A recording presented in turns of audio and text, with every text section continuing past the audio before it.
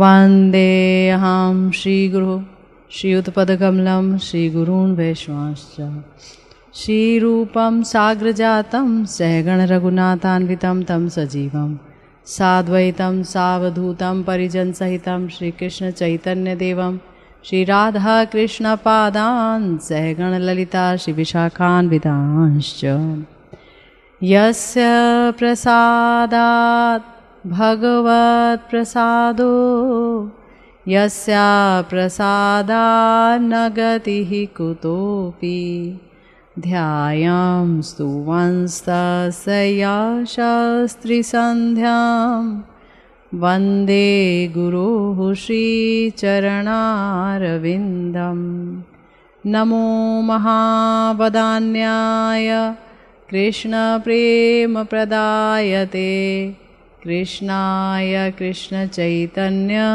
नाम्ने गौरत्विषे नमः। हे कृष्ण करुणा सिंधु दीनबंधु जगत्पते गोपेश गोपिकाकान्त राधाकान्त नमोस्तुते। तप्त कांचन गौरांगी राधे वृंदावनेश्वरी वृषभानुसुते देवी त्वं नमामि हरिप्रिये। जय रूप सनातन भट्ट रघुनाथ श्रीजीव गोपाल भट्ट दास रघुनाथ ए जय गोसाईर कोरी चरण वंदन जहाँ होइते विघ्न नाश अभीष्ट पूरण। वाञ्छाकल्पतरुभ्यश्च कृपा सिन्धुभ्येव च पतितानां पावनेभ्यो वैष्णवेभ्यो नमो नमः। जय जय श्री राधे श्याम।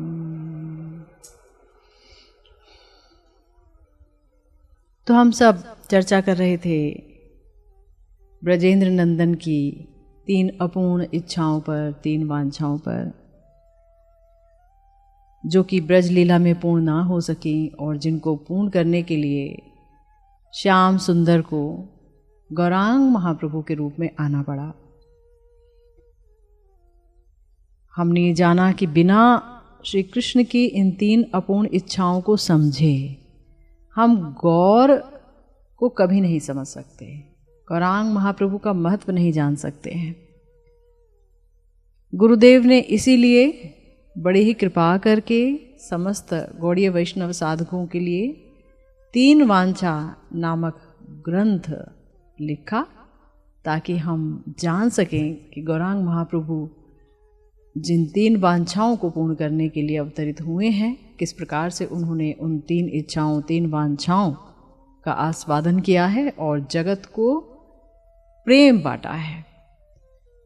तो हमने जाना जहाँ श्री कृष्ण बहुत आश्चर्यचकित हो रहे थे ब्रजलीला में, ये सोचकर कि पूर्णानंद मय आमी चिन्मय पूर्ण तत्व आमी होई रसेर निधान और राधिकार प्रेमे अमा कराय उन्मत्त ना जानी राधार प्रेमे आचे कतो बल जे बले हमारे करे सदा विवल।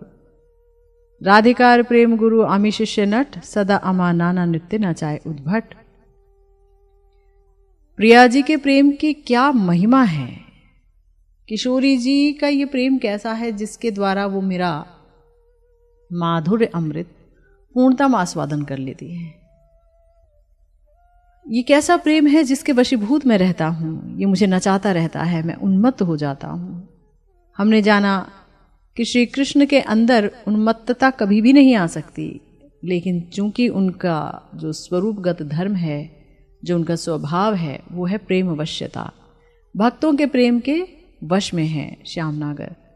तो भक्तों का जैसा प्रेम वैसा उनकी वश्यता। किशोरी जी का जो प्रेम है वो परम महान है, इसलिए परम महान वश्यता है हमारे श्री कृष्ण की। तो गुरुदेव किशोरी जी के प्रेम की महिमा को समझाते समझाते उनके अनेक प्रकार की लीलाओं में गए। अनेक लीलाओं को उन्होंने उद्धृत किया दृष्टांत के रूप में, जहाँ पर उन्होंने दिखाया कि किस प्रकार से किशोरी जी अभिसार करती हैं। और ये अभिसार जो है बहुत ही महत्वपूर्ण है। दिन का अभिसार, रात्रि का अभिसार, वसंत का अभिसार, सर्दी का अभिसार, पूर्णिमा का अभिसार, शुक्ल पक्ष का अभिसार, कृष्ण पक्ष का अभिसार, मेघ युक्त, बरसात युक्त जब मौसम है तब अभिसार। तो बहुत तरीके से हमारे महाजनों ने इस अभिसार का वर्णन किया है। तो कुछ एक वर्णन हम लोगों ने भी जाना, आस्वादन किया।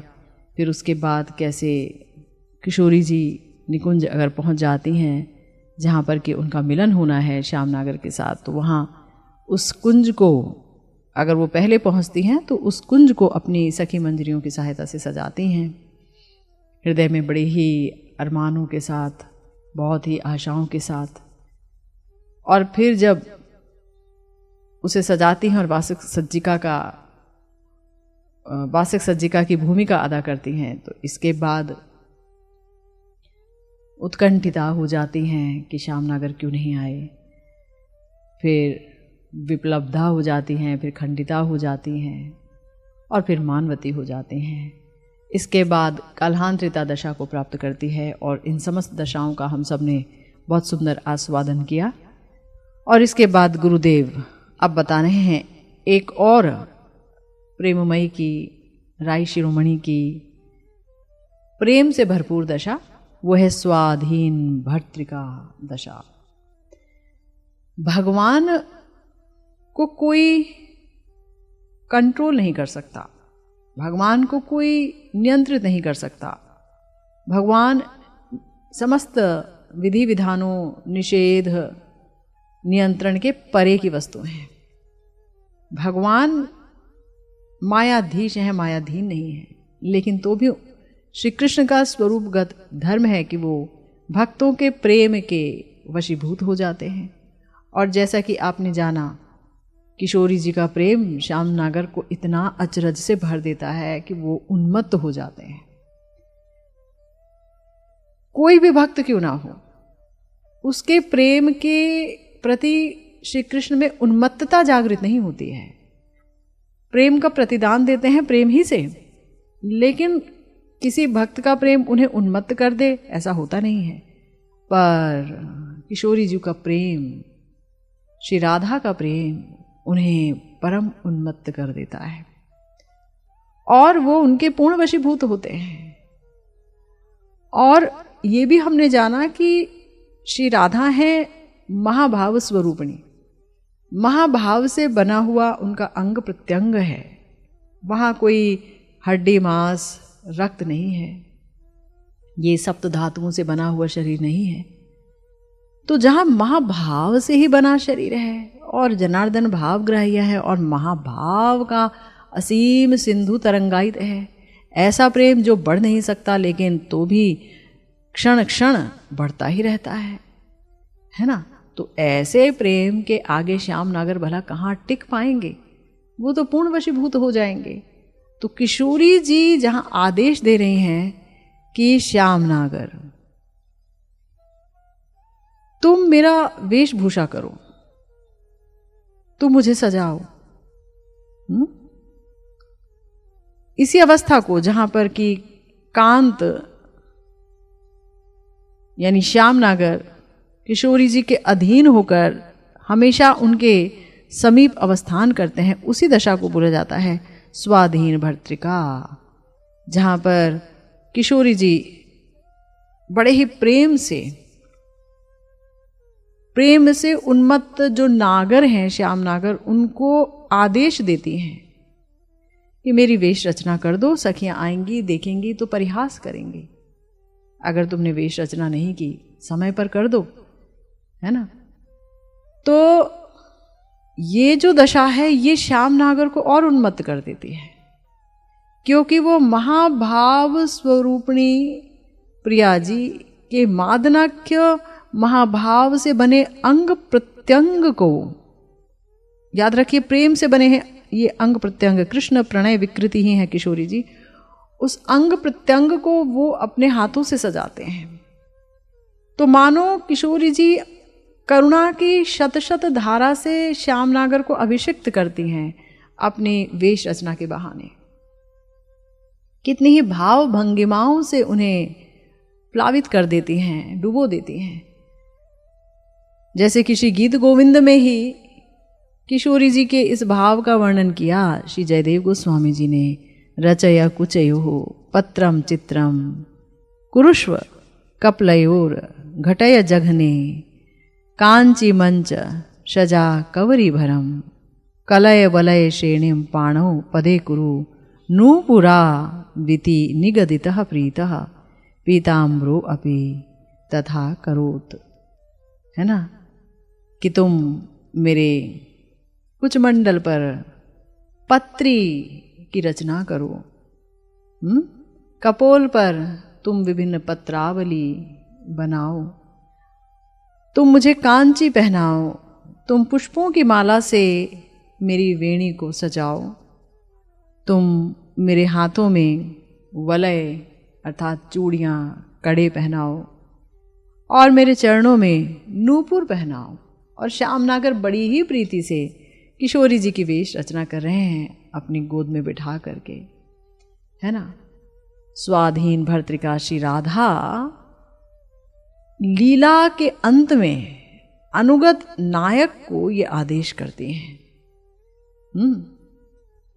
तो किशोरी जी के आज्ञा प्राप्त करके श्यामनागर बड़ी ही प्रसन्नता पूर्वक, बड़े ही विभोर होकर, बड़े ही एहसान मानकर, बड़े ही आनंद से किशोरी जी की वेश रचना करते हैं और बड़े ही प्रसन्न होते हैं। हरि निज आचरे राय मुख मोचई कुंकुमे तनु पुन माजी अलक तिलक देई सिथि बनावई चिकुरे कोरो विपुन साजी। श्यामनागर प्रिया जी का जो अस्त व्यस्त श्रृंगार है, याद रखिए महाभाव स्वरूपणी राय शिरोमणि के भाव युक्त श्री विग्रह पर, उनके तन पर सब कुछ भाव ही है। ये महाभाव का श्रृंगार है। जैसे कि अगर गन्ने के रस में या चाशनी में कुछ भी डाल दें वो सब मीठा हो जाता है, ऐसे ही प्रिया जी के श्री अंग पर कुछ भी आता है वो महाभावमय हो जाता है।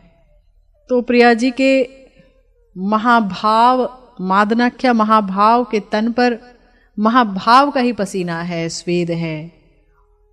और श्यामनागर तो एक बिंदु प्रेम को तरसते हैं, ये तो महाभाव का ही पसीना है और महाभाव ही के अंग हैं, महाभाववती ही हैं।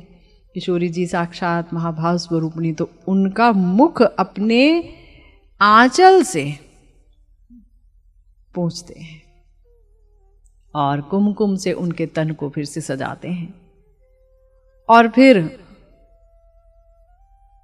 तिलक बनाते हैं, बिंदी लगाते हैं और मांग निकालते हैं और उस पर सिंदूर लगाते हैं। और इसके बाद बहुत सुंदर तरीके से प्रिया जी की वेणी बनाते हैं और बहुत जतन करके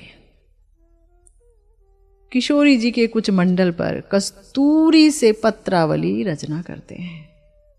ये कुछ मंडल, ये पयोधर किशोरी जी का, ये है स्वर्णिम लावण्य से भरपूर,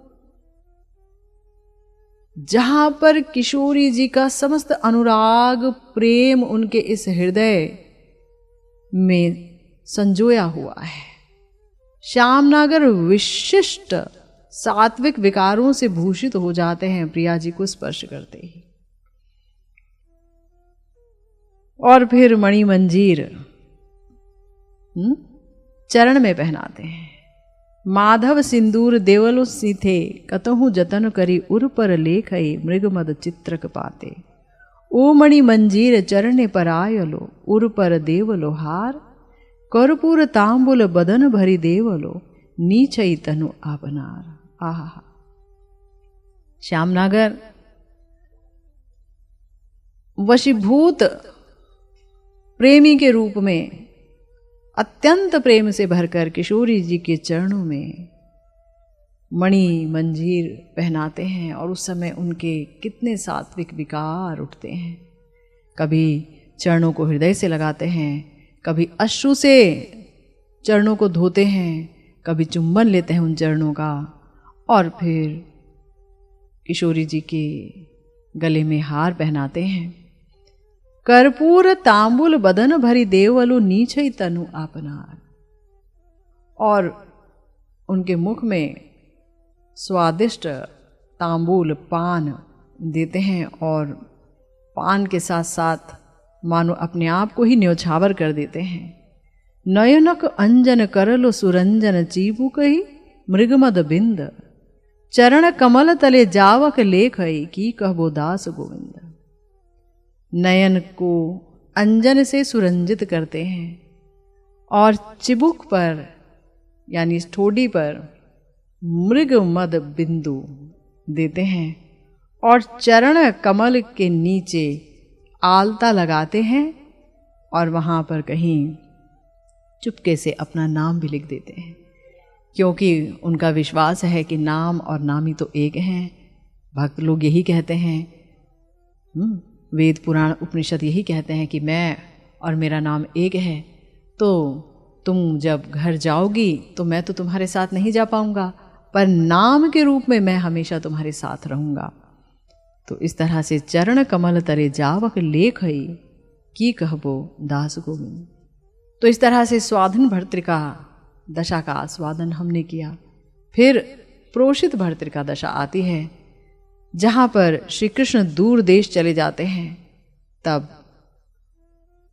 कांता प्रोषित भर्तृका कहलाती हैं। दूर देश अर्थात मथुरा द्वारिका गमन करते हैं, तब किशोरी जी की जो दशा है वो प्रोषित भर्तृका कहलाती है।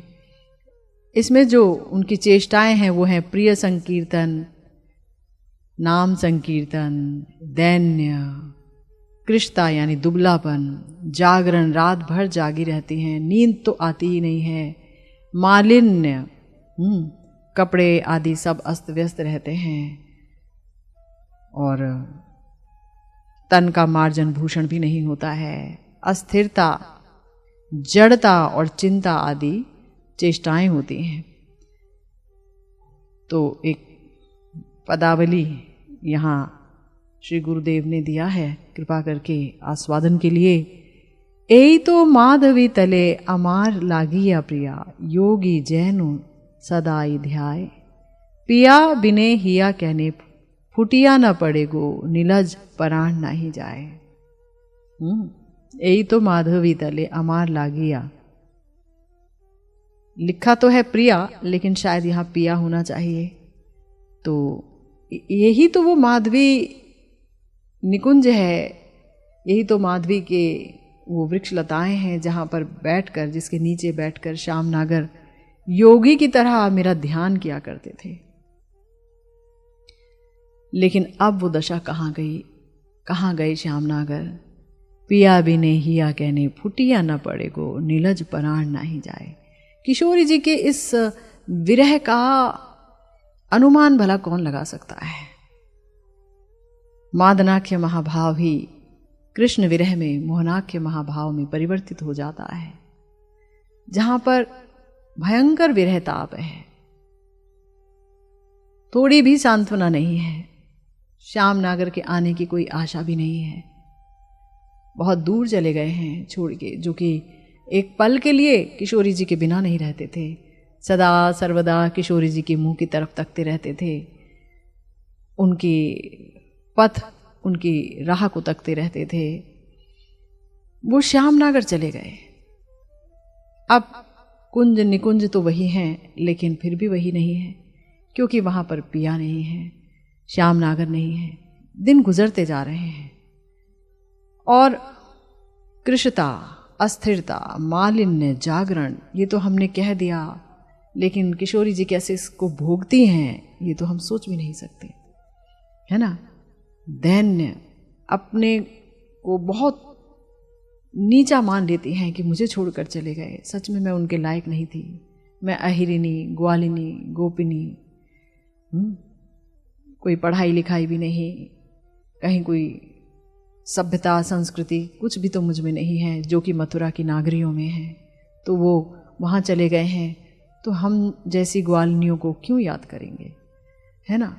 लेकिन फिर भी क्या किया जाए, प्रेम से बनी है तो प्रेम तो हमेशा ही प्रियतम की याद दिलाएगा ही। तो इसीलिए किशोरी जी कहती हैं कि पिया के बिना मेरा जो हृदय है वो फट क्यों नहीं रहा है, अभी भी प्राण कैसे हैं, प्राण मेरे अंदर अभी भी बैठे हैं, प्राण निर्लज हो गए हैं। अपने हाथों से तो अपने को मार नहीं सकती, है ना, स्वयं चले जाए तो बहुत अच्छा, लेकिन ये निर्लज हो गए हैं। सखी है बड़ो दुख रहलो मर में, अमारे छाड़िया पिया मथुरा रहलो गिया, ए विधि लिखी लो करो में।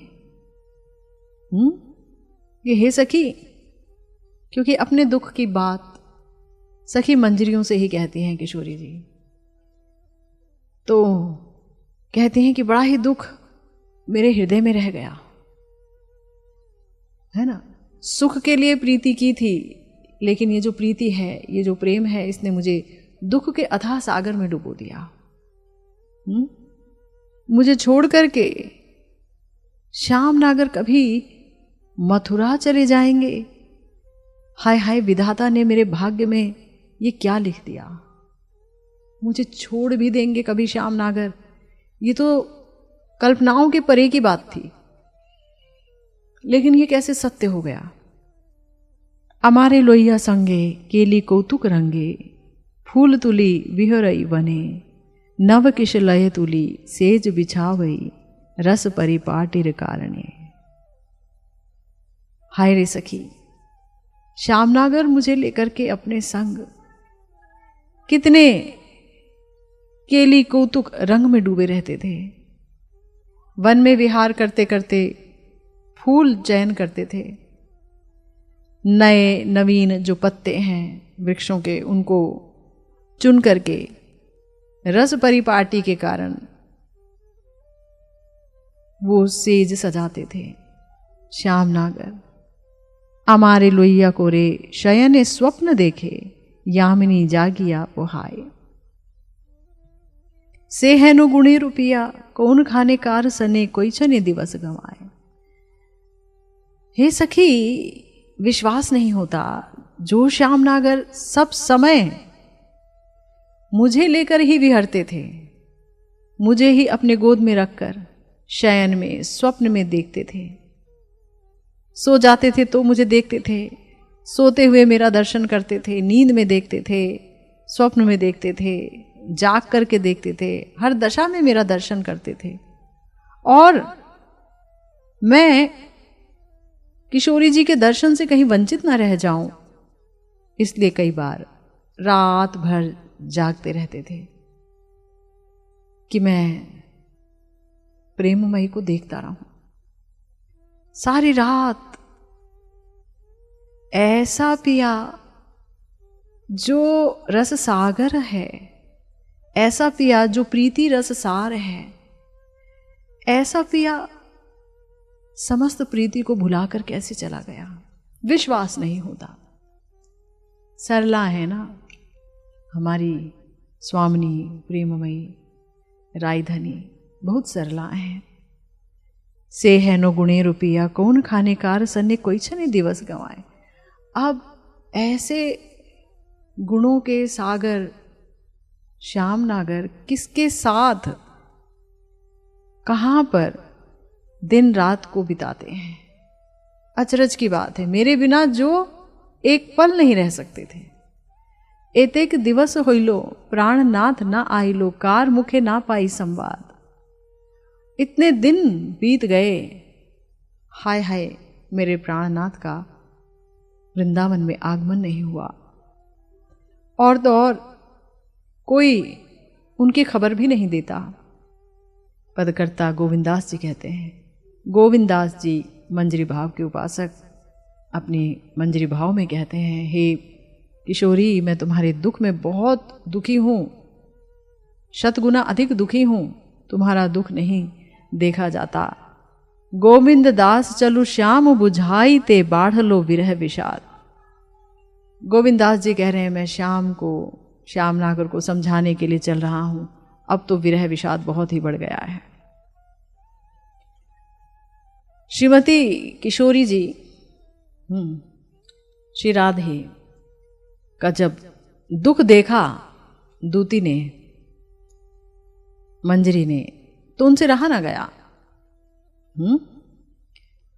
तो वो कहने लगी मैं जा रही हूं प्रेममयी, श्याम नागर को समझाऊंगी मथुरा जाके।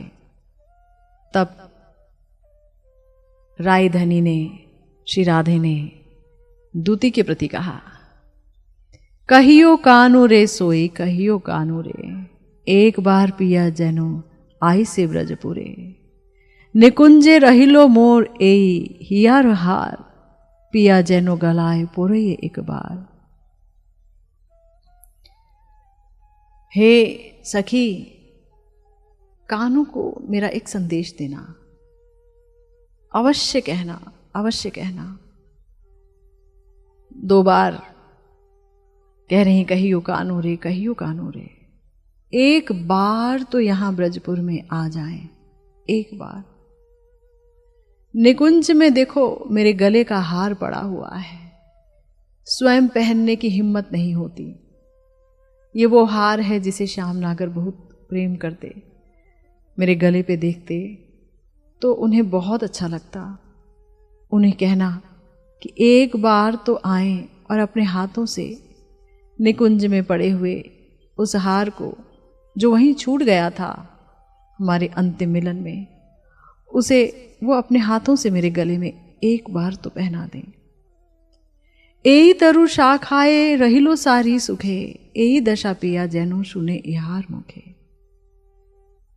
देखो यहां पर इस तरु की शाखा पर सारी कितने सुख से रहती थी। उनकी दशा और उनके मुख से हमारी दशा हमारे प्रियतम जरूर सुने, क्योंकि हम तो कुछ कह नहीं पाएंगे, हमारे मुख से तो वाणी ही नहीं निकलेगी, लेकिन हमारे दर्द को, दुख को और हमारे आहों को, हमारे विरह प्रलाप को, हमारे क्रंदन को, हमारी छटपटाहट को, हमारी तड़प को, ये सारी जानती है। ये कह देंगी सब कुछ। एई बने रहिलो मोर रंगनी हरिणी, पिया जैनो इहारे पूछे ये सब वाणी। इसी वन में तो रहती हैं मेरी रंगनी नामक हरिणी, मेरे प्रियतम, इन्हीं से पूछ लें हमारा हाल कि हम कैसे हैं। श्रीदाम सुबल आदि जतो तार सखा, इहा सबार सने तार पुनः होबे देखा।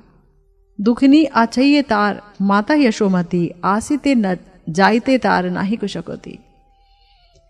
चलो शायद हमारे लिए ना भी आए, क्योंकि हम कौन सी उनकी अपनी हैं, हम तो पराई हैं, परवधुएं हैं।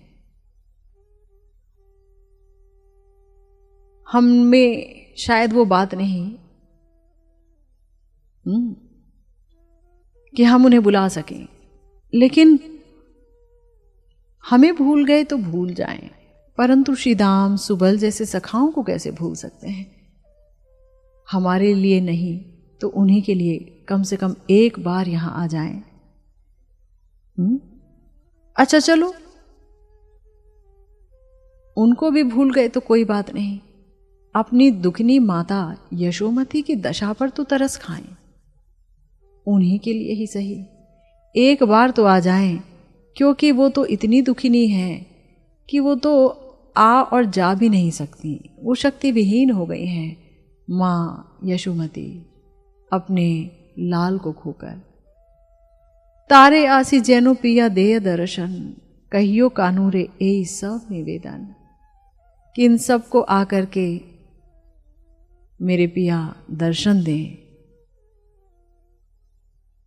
हे सखी, कानू से ये निवेदन करना, सुनिया आकुल दूती चलू मधुपुर, की कहबो शेखर वचन नाही फोर। प्रिया जी की ये सब बात, उनकी ये सब निवेदन को सुन करके दूती बहुत ही आकुल व्याकुल हो गई और वो जाने लगी मथुरा की तरफ।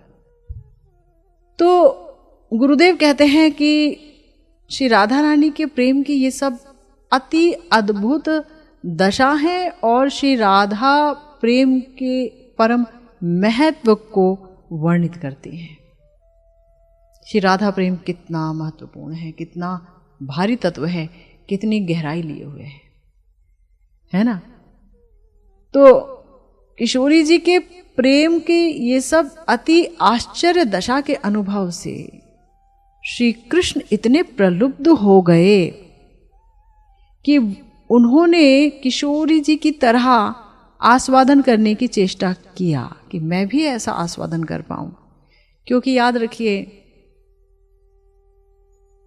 कृष्ण है रसमय और उनके साथ मिलन भी रसमय है और उनका विरह भी रसमय है ना।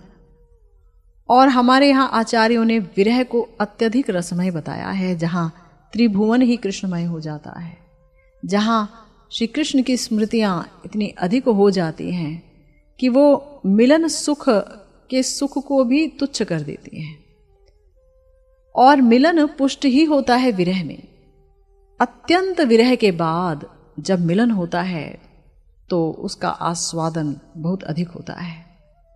तो इसीलिए विरह को खास जगह दी गई है इस श्रृंगार रस में। और प्रेम और भी निबिड़ हो जाए और विरह रस का आस्वादन श्यामनागर कराना चाहते हैं अपने प्रिय बंधु बांधवों को, प्रिया जी को, सबको, ताकि वो आस्वादन की वैचित्री का भोग करें। तो उन्होंने ये कराया और खुद भी भोग करना चाहा जब, तो क्या करें। किशोरी जी का जो प्रेम है तो वो तो उनके पास है नहीं, मादनाख्य महाभाव नहीं है, मोहनाख्य महाभाव भी नहीं है, ये सब तो श्री राधे में ही होता है। तो श्री राधा है स्वामिनी इन भावों की। तो इसीलिए वो समझ भी पाए कि श्री राधा ही है इस प्रेम का एकमात्र आश्रय तत्व और श्री कृष्ण है उनके विषय तत्व। जिनसे प्रेम किया जाए वो है विषय और जो प्रेम कर रहा है वो है आश्रय। किशोरी जी प्रेम कर रहे हैं श्यामनागर से, वो है विषय, उनके पास है विषय जातीय प्रेम। और किशोरी जी आश्रय हैं प्रेम की, उनके पास है आश्रय जातीय प्रेम। तो आश्रय जातीय प्रेम तो है नहीं श्यामनागर के पास, उनके पास तो विषय जातीय प्रेम है। वो वात्सल्य रस के विषय हैं, वो सख्य रस के विषय हैं, वो श्रृंगार रस के विषय हैं। तो आश्रय जातीय सुख तो उन्हें मिल सकता है, यानी विषय जातीय सुख तो उन्हें मिल सकता है, पर आश्रय जातीय सुख मिलने की कहीं भी संभावना नहीं है। लेकिन वो ये जानते हैं कि विषय जातीय सुख जो मुझे मिलता है उससे कोटि कोटि गुना आश्रय जातीय आस्वादन का सुख है। कोटि कोटि गुना आश्रय जातीय सुख ही आस्वाद्य है ना। ये वो समझ गए हैं किशोरी जी की दशा देख करके। तो फिर उन्होंने सोचा कि मुझे भी यही आस्वादन करना है। वो इतने अधीर हो गए इस प्रकार के आस्वादन की उत्कट आकांक्षा में कि वो समझ गए कि अगर इस सुख का आस्वादन करना है तो मुझे भी प्रेम का आश्रय होना होगा, प्रेम का विषय बन करके काम नहीं चलेगा। इसीलिए हमारे प्यारे श्रीपाद कृष्णदास कविराज गोस्वामी जी ने लिखा है, सेई प्रेमार श्री राधिका परम आश्रय। केवल आश्रय नहीं, परम महान प्रेम है उनका, तो परम आश्रय। सेई प्रेमार आमी होई केवल विषय, केवल विषय। श्याम नागर सब समझ गए हैं कि सेही प्रेमार श्री राधिका, इस प्रकार का प्रेम जहां पर वो कोटि कोटि गुना मेरा आस्वादन करती हैं, प्रेम का आस्वादन करती हैं, रस का आस्वादन करती हैं, वो परम आश्रय है इस प्रेम की, उन्हीं के पास है ये प्रेम। और सेई प्रेमार आमी होई केवल विषय। आस्वादन किसे करती हैं वो? मुझे आस्वादन करती हैं, मैं विषय हूं, मगर मैं केवल विषय हूं। और कुछ हो नहीं सका। विषय जातीय सुख अमार आस्वाद, विषय जातीय सुख मुझे पता है क्या है, पर आमा हुईते कोटि गुण आश्रयेर आह्लाद, मुझसे भी कोटि गुना ज्यादा सुख है, आह्लाद है, आनंद है आश्रय में, यानी जो आश्रय सुख है उसमें। आश्रय जातीय सुख पाइते मन धाय, मुझे भी ये सुख भोगना है जो किशोरी जी भोगती हैं, ये प्रेम का सुख, आश्रय जातीय प्रेम का सुख। किंतु यत्ने आस्वादिते नारी की कोरी उपाय, बहुत प्रयत्न किया है मैंने, ऐसा नहीं है कि श्याम नागर ने प्रयत्न नहीं किया है, श्याम सुंदर ने बहुत प्रयत्न किया, लेकिन यत्ने आस्वादिते नारी की कोरी उपाय, बहुत यत्न किया पर हुआ नहीं। अब उपाय क्या करूं? कभू जोदि एई प्रेमार होइए आश्रय, तबे एई प्रेमानंदेर अनुभव होए। अगर इस प्रेमानंद का मुझे अनुभव करना है तो मुझे इस प्रेम का आश्रय ही होना पड़ेगा। विषय बनने से काम नहीं चलेगा कि मुझसे प्रेम करो, मैं भी प्रेम करूं। किससे? कृष्ण से। मैं भी कृष्ण से प्रेम करूं, है ना। लेकिन आश्रय जातीय प्रेम मेरा कैसे होगा जब मैं आश्रय हूं नहीं? ये तो शरीर मेरा विषय जातीय है। एतो चिंती रोहे कृष्ण परम कौतुकी, हृदय बाड़े प्रेम लोभ धक धकी।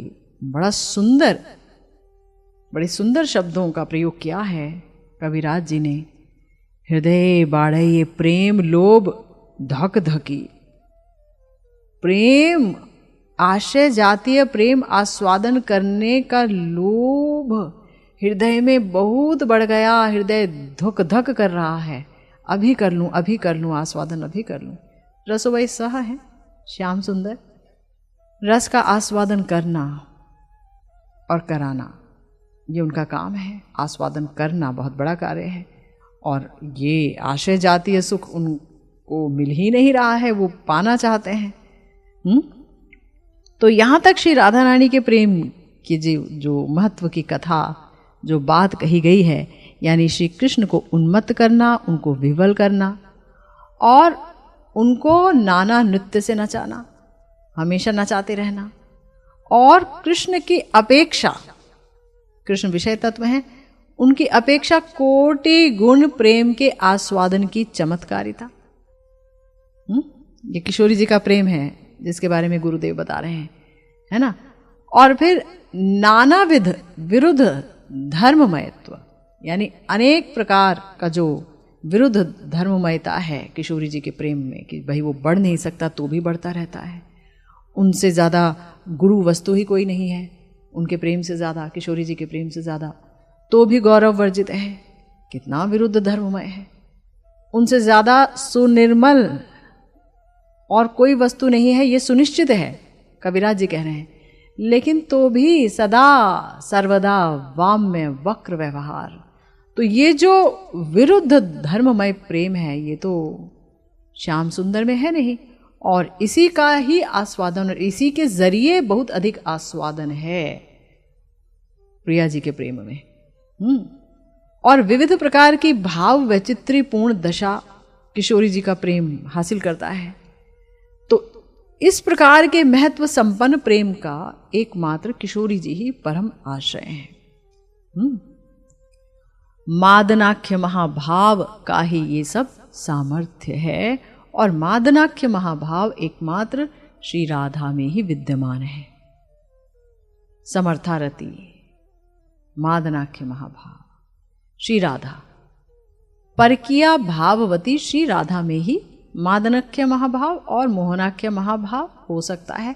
महाभाव ही परकिया भाववती ब्रज किशोरियों में होता है। ठीक है, तो ये किशोरी जी का, ये श्री राधा का एक चेटिया संपद है, एक अधिकार है उनका।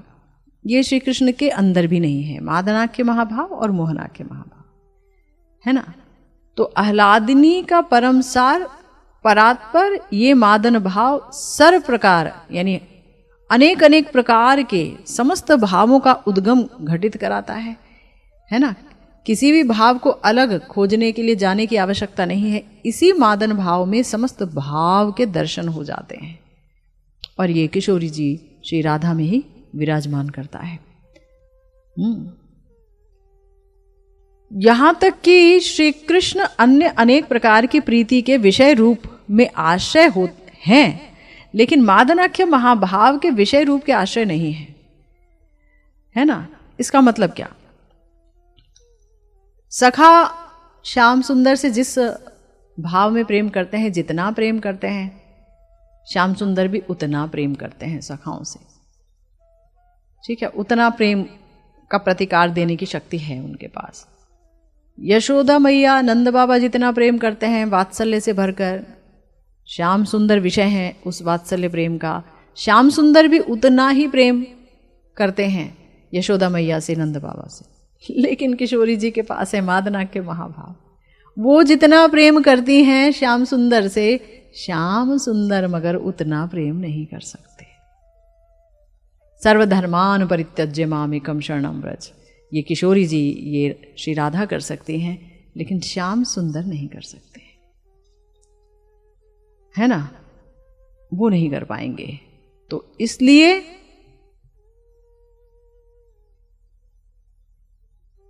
गुरुदेव समझा रहे हैं कि श्री कृष्ण स्वरूप का एक स्वभाव है भक्त की प्रीति के अनुरूप प्रीति करना। तो जब श्री कृष्ण भक्त को प्रेम करते हैं तब वे विषय तत्व रूप में उस भक्ति विषयक प्रीति के आश्रय हो जाते हैं, है ना।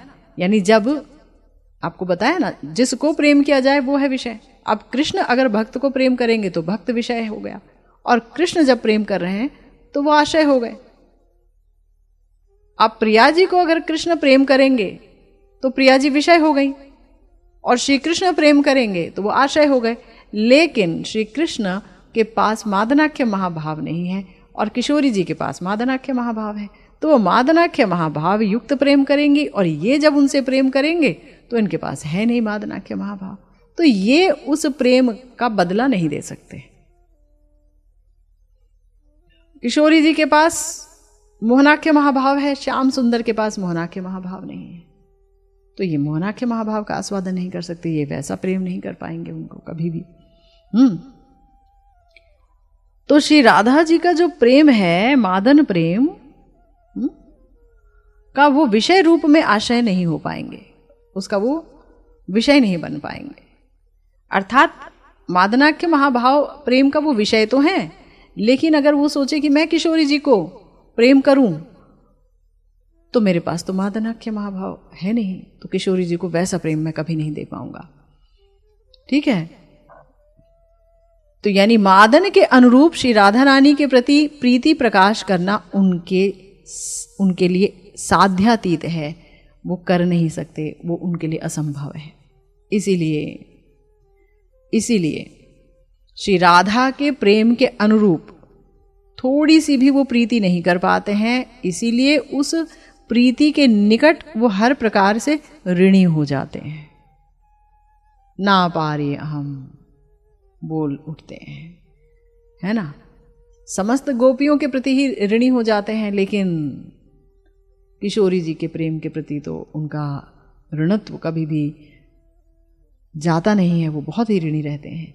सेई प्रेमेर राधिका परम आश्रय, सेई प्रेमेर आमी होई केवल विषय। मैं आश्रय नहीं हो सकता, है ना, कि भाई मैं प्रिया जी को विषय बना लूं प्रेम का और मैं उनसे प्यार करूं और उन्हें सुख दे सकूं, तो वो मादनाख्य महाभाव के द्वारा मुझे जब विषय बनाती हैं प्रेम का तो बहुत सुख देती हैं, लेकिन मैं उन्हें उतना सुख दे नहीं सकता क्योंकि मेरे पास वो है ही नहीं, वस्तु ही नहीं है। तो मैं भाई विषय बनकर रह गया, मैं प्रेम का आशय नहीं बन सकता, यानी मैं उनसे वैसा प्रेम नहीं कर पाऊंगा, इसलिए मैं ऋणी हो गया, है ना। इसलिए प्रेम के विषय जातीय आनंद को ही और केवल उस आनंद को ही श्री कृष्ण आस्वादन करते हैं। मादनाख्य महाभावती श्री राधा के आनंद को देखकर श्री कृष्ण समझ पा रहे हैं कि श्री राधा का जो आनंद है वो उनके अनुभूत आनंद की अपेक्षा कोटि गुना अधिक है। आप समझ पा रहे हैं, मेरे पास है नहीं, उनके पास है, तो वो जो आनंद ले रही हैं प्रेम से मुझे विषय बनाकर, क्योंकि देखिए जब भक्त श्री कृष्ण से प्रेम करता है तो उसे प्रेम करते हुए, यानी जब वो प्रेम कर रहा है श्याम सुंदर से, तो उसे बहुत सुख मिलता है। प्रेम बहुत सुख देता है। जितना प्रेम होगा उतना सुख मिलेगा ही। सुख चाहो चाहे ना चाहो मिलेगा ही। कृष्ण विषय हैं, आप आश्रय के रूप में उन्हें प्रेम कर रहे हैं, बहुत सुख मिलेगा। लेकिन मादनाख्य महाभाव से जब किशोरी जी प्रेम कर रही है तो उनको जो आस्वादन और सुख मिल रहा है, श्याम नागर उस आस्वादन का आस्वादन करना चाहते हैं कि ये कैसा आस्वादन कर रही हैं, मेरे पास ये वस्तु है नहीं और इनको बहुत मिल रहा है, मैं तो विषय मात्र बनकर रह गया। ये आस्वादन कैसे मिलेगा, मुझे भी ये आस्वादन पाना है ना। तो वो समझ गए कि इनका आनंद मेरे आनंद से बहुत अधिक है। मादनाख्य महाभाव का एकमात्र आशय श्री राधा रानी के इस अति सुविशाल आनंद को प्राप्त करने के लिए श्री कृष्ण की प्रबल इच्छा और संकल्प जागृत हो गया। मादनाख्य महाभाव की एकमात्र आशय श्री राधा रानी के इस अति सुविशाल आनंद को प्राप्त करने के लिए। अति सुविशाल आनंद है, श्याम नागर का ऐसा आनंद नहीं है, लेकिन ये मुझे करना होगा। चेष्टा किया उन्होंने, आस्वादन कर ना पाए, और लोभ जो है, इस आस्वादन का जो विपुल लोभ है उसका भी वो संवरण नहीं कर पाए। इसीलिए इस अतिशय लोभनीय आनंद को आस्वादन करने का उपाय सोचने लगे। तब वो समझ पाए, कभू यदि एई प्रेमार होइए आश्रय तबे एई प्रेमानंदेर अनुभव होय। कभी अगर मैं इस प्रेम का आश्रय होऊंगा, कभी मैं इस प्रेम का आश्रय होऊंगा, यानी कि इस प्रेम का आशय यानी मेरे अंदर अगर मादनाख्य महाभाव कभी आ जाए, है ना, तभी इस प्रेमानंद का अनुभव होगा। मैं उस महाभाव के साथ, मादनाख्य महाभाव के साथ, मोहनाख्य महाभाव के साथ जब प्रेम करूंगा तो ही मुझे आनंद मिल पाएगा। अभी तो ये वस्तु है नहीं मेरे पास, है ना। यही बता रहे हैं कि गुरुदेव कह रहे हैं कि यदि किसी समय इस आश्रय जातीय भाव का यानी मादनाख्य महाभाव का मैं आश्रय हो जाऊं, मुझ में आ जाए, यानी मैं भी प्रेम कर पाऊं, इस भाव को लेकर मैं आश्रय हो जाऊं। जो प्रेम करता है उसे आश्रय कहते हैं और जिससे प्रेम करते हैं उसे विषय कहते हैं। तभी इस प्रेमानंद का अनुभव हो सकता है। ऐतो चिंती रहे कृष्ण परम कौतुकी, हृदय बाड़े ये प्रेम लोग धक धकी। कौतुकी शब्द का एक अभिधानिक अर्थ है कौतूहल, अर्थात किसी अपूर्व वस्तु को जानने के लिए परम उत्सुकता और कौतूहल, आग्रह, है ना। ऐसी वस्तु जो पहले मैंने कभी नहीं जानी पर उसे जानना चाहता हूं, इसके लिए परम आग्रह, बहुत ही ज्यादा लोभ, बहुत ही ज्यादा उत्सुकता। देखिए, श्याम सुंदर कोई एक पुरुष तो है नहीं, परम पुरुष हैं, स्वयं भगवान है? विभू तत्व हैं, असीम तत्व हैं, सामने खड़े हैं अपने निज स्वरूप में, ऐसा स्वरूप जो उन्होंने कभी किसी को नहीं दिया, सिर्फ मानव जाति को ही दिया। ये 2 हाथ 2 पैर, इतना प्रेम किया उन्होंने मानव जाति से कि उसे सुविधा दे दी कि तुम मेरा भजन करके मुझे पालो। तो लेकिन वो जो स्वरूप है वो है मगर विभू, समझ रहे हैं। तो इनका जो लोभ है, अगर एक आम आदमी के अंदर लोभ आए तो वो कितना होगा, अणु, क्योंकि हमारा जो स्वरूप है हम अणु हैं, है नहीं, तो हमारा लोभ भी अणु लोभ होगा।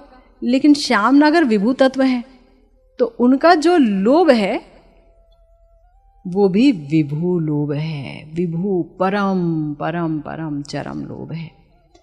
ठीक है। तो किशोरी जी का अति चमत्कार, विस्मयकर, अतीव विचित्र मादनाख्य महाभाव के अनुभव के लिए कौतूहली श्री कृष्ण की तीव्र आकांक्षा जागृत हो गई। तो ये तीव्रता भी असीमता को प्राप्त है, ये तीव्रता ससीमता को प्राप्त नहीं है। ठीक है। उनके हृदय में इस प्रेम को आस्वादन करने का लोभ धक धक करके वर्धित होने लगा कि ये कैसी प्रणय की महिमा है। अग्नि जिस प्रकार दाह्य वस्तु के संयोग से धक धक करके वर्धित होती है? श्री राधा रानी का प्रेम आस्वादन करने की लालसा भी श्री कृष्ण के अंतर में इसी प्रकार से वर्धित होने लगी।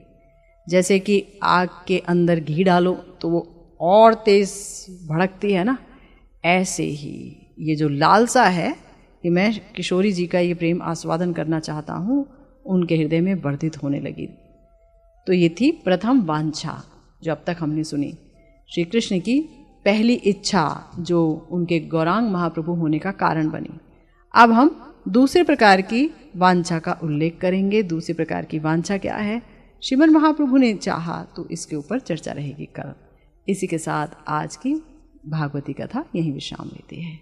जय जय श्री राधे श्याम, श्री गुरु निताई गौर सीतानाथ प्रेमानंदे, हरि हरि बोल।